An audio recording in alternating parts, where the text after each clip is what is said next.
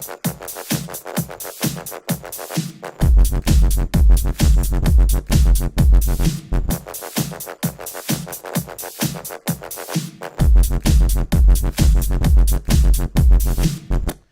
is up, guys? I'm just gonna make a quick video about how to write intros really easily.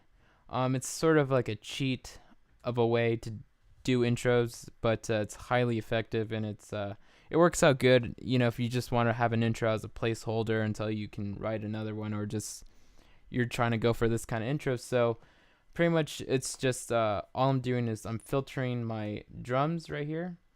So I have all my drums and all those things grouped together. So anything that's drums or percussion, it's in a group. And then I have a filter right here, just a stock Ableton filter.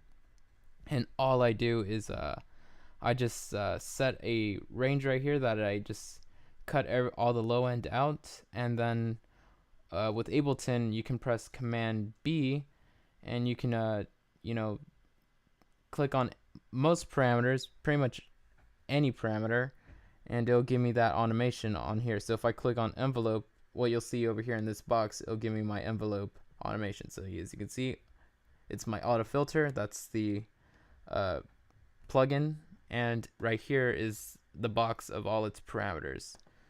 So now if I click over here, or I can either go to the on and off device on right here, which is pretty much on and off, or I could just click on it here and it'll show me that. So I'll demonstrate again. So if I click on my solid bus compressor on the on and off, now just by clicking on here, I see that track here. So I'm going to turn this back on and go back to my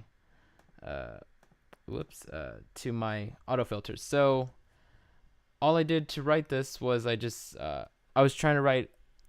Sometimes let me just explain that. Sometimes people don't write music in a linear way, so they'll write a verse, a drop, a chorus, and like an intro last, or some people like to, well, that's non-linear way of writing. So the linear way of writing is you start with your intro and then you just write the song as it progresses. So that's the linear way. Not everyone works like that, and the best thing about being able to work with DAWs is that we can work in a non-linear way. So I was just writing a verse here because I didn't want to start off with an intro, and I'm just writing in like 2-bar little snippets here.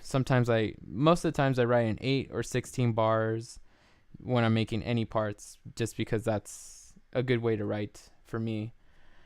So then I kind of finished this up. It was really simple. It's not really trying to be flashy or too big or anything like that.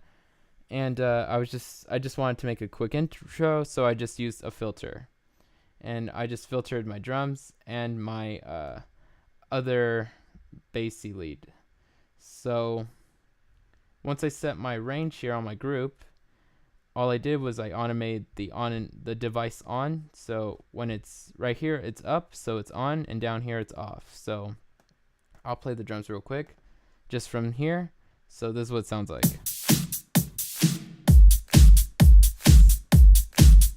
So in the context of the song, I like these kind of intros because it tricks the listener. Some people can tell it's filtered, and then they can anticipate when the rest of the frequencies are going to come in and make it and reinforce it and make it sound big. And other listeners will just think, oh, okay, I got the drums right here, and then bam, it just shocks them because then the rest of it comes in and they weren't expecting that. So either way, it's a win-win. I like to filter around this range so I can hear all my snares and all that, and it kind of tricks you, because if you start cutting off around 250 or 260 or even 240, it gives the impression that all the drums are there. So right here you'll listen and you'll feel like the drums are all there, but until here, when the rest of it comes in, you realize that it was filtered, and that's a cool feeling sometimes.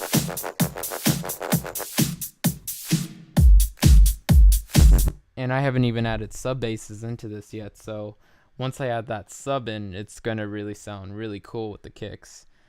And so I did a similar thing down here with my lead right here.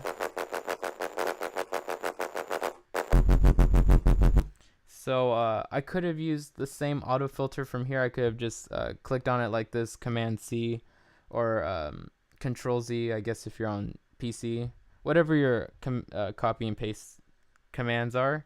So I could have just copied this filter and brought it over here and pasted it in, and it would have had the same automation and everything. But I decided to spice this up, and I went with a wow filter. And it's not, this wow filter isn't a part of the sound. I'm just using it as a filter. So all I did here was I just used a high pass 24 dB. Overdrive is slightly up. Cutoff is kind of around, I guess, where 500 would be. And Reso is just kind of a little bit beneath the middle. And mix and master are up all the way. And so again, I just used Command B, my pencil tool. I clicked on my track, clicked on the wow filter, and then I just penciled it on. So I can, pencil in all the on and offs like that.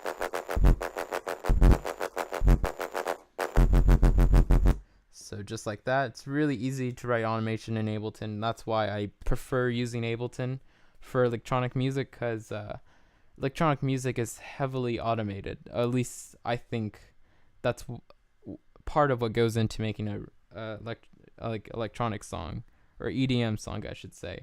So automation is so important, and that's why I think everyone prefers Ableton, because it's easy to write automation Pro Tools and Logic too, but not as simple as it is, and as good as it is in Ableton. So that's pretty much it. So so once it gets to this point, you know what? I just kind of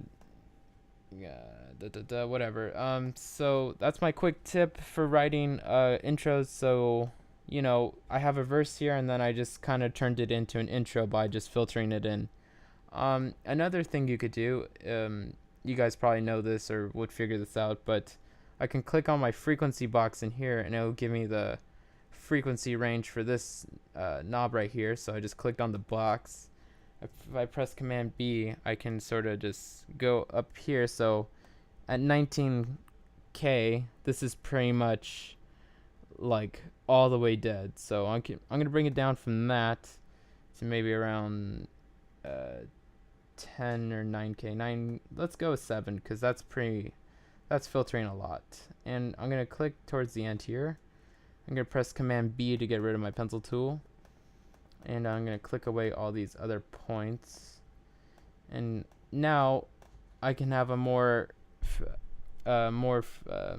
gradual slope of the drums. So it's not just gonna go from on to off. Now it's gonna sweep into it. So I'll play that. So you can do those kind of things as well. I'm not going to do that, but I just wanted to demonstrate to you that you could do that. Same with the wow filter. You can just, with the wow filter, click on this middle knob here, and then you can just automate. Holy shit, why did I click on the back? You can just automate this as well.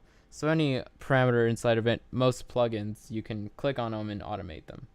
So that's my quick tip, you guys. Thanks for watching.